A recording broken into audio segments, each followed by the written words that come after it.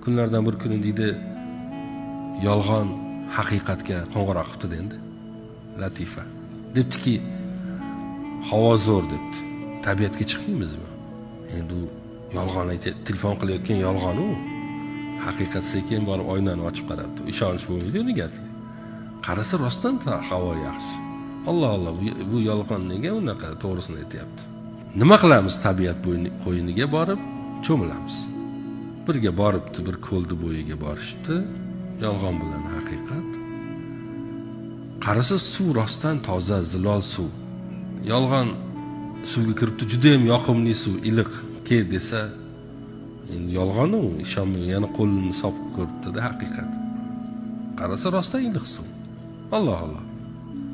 Echini suvga tashabdi. Maza qilib suzibni qarasa, yolg'on haqiqatni kiyimlarini olib qochib ketgan ekan. O'shandan beri haqiqat yalang'och qolib ketgan ekan.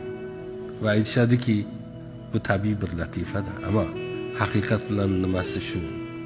O'shandan beri deyshadi, yolg'on haqiqatni kiyimlari bilan odamlarni ko'ziga ko'rinar ekan. Rost bo'lib, bizni chalg'itayotgan udir.